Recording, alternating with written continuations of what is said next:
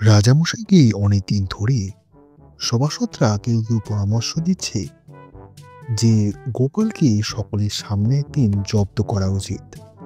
ও মনে করে ওর উপরে আর কেউ নেই, হাস্যরস পরিবেশনে ওই সেরা।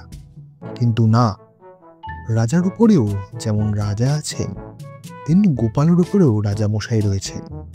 একথা ওকে মনে করিয়ে দিতে হবে, একটা কিছু করতেই হবে।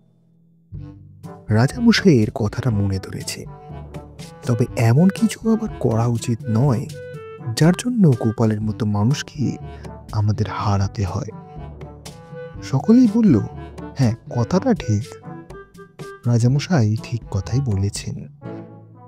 সকলেই আবার বলল, রাজামশাই, আপনি ভেবে একটা পরিকল্পনা বের করুন না, যাতে ওকে এই দরবারেই সকলের সামনে মাথা হেঁট হতে হয়। সকলেই বলল, রাজামশাই, আপনি ভাবুন। রাজামশাই রাজি হলেন। হ্যাঁ, আপনারা ঠিকই বলেছেন। তিনি ভাবলেন, তবে কি ভাবলেন তা কারোর কাছে তিনি ফাঁস করলেন না। শুধু বললেন, গোপাল তো হাস্যরসের মানুষ, আমিও তাই ঠিক করেছি ওকে ওর বাণেই মারব। অর্থাৎ আমিও এমন হাসির কথা বলবো যে ও তাতেই জব্দ হয়ে যাবে। সকলেই ঘাড় নেড়ে সম্মতি জানালো, হ্যাঁ, তাই হোক, তাই হোক, তাই হোক। পরদিনই যথারীতি গোপাল অনেক দেরি করে রাজবাড়িতে উপস্থিত হলো। দেরি করে আসাটা এখনো নিত্য অভ্যেসে দাঁড়িয়েছে। গোপালকে আসতে দেখে রাজামশাই এক মুখ হাসি ছড়িয়ে বললেন, জানো গোপাল, আমি গতকাল রাতে এক অদ্ভুত স্বপ্ন দেখেছি। গোপাল বলল, কি স্বপ্ন, যা অদ্ভুত হতে পারে? শুধু গোপাল নয়, দরবারের সকলেই উৎসুক সেই স্বপ্নের কথা জানতে। রাজামশাই বলতে শুরু করলেন, আসলে স্বপ্নটা গোপালকে নিয়ে। গত রাতে আমি স্বপ্ন দেখলাম অচেনা অজানা জায়গা দিয়ে হেঁটে চলেছি আমি আর গোপাল। হাঁটতে হাঁটতে এমন জায়গায় পৌঁছে গিয়েছি যেখানে মানুষজন কেউ নেই। একটা সরু পথ ধরে আমরা পাশাপাশি হাঁটছি। তাকিয়ে দেখি আমাদের দুপাশে দুটি বড় সরোবর। সরোবর দুটি আবার দুরকম জিনিসে ভর্তি। কি সেই জিনিস?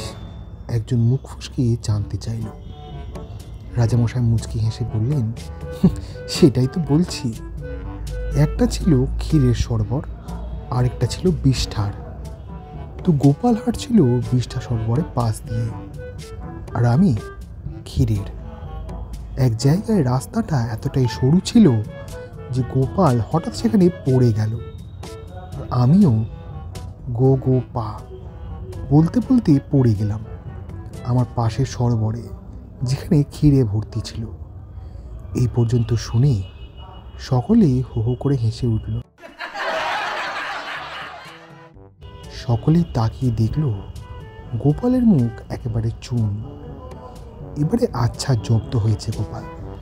রাজামশাই বললেন, গোপাল, এর পরেও তোমার কি কিছু বলার আছে? গোপাল বলল, মার্জনা করবেন।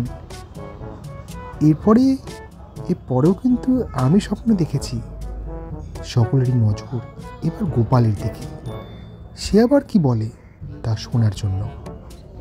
গোপাল বলল, এরপরে আপনি ওই ক্ষীরের সরোবর থেকে উঠে এলেন। উঠেই বললেন, আরে গাটা খুব চটচট করছে, তুমি জিভ দিয়ে চেটে দাও তো।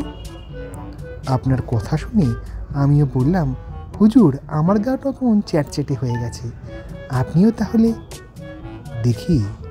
তারপর আপনি আমার গা চাটছেন আর আমি আপনার গা চাটছি, সবই তো চাটাচাটির ব্যাপার, কি বলেন? এরপর কি আর কোনো কথা হতে পারে?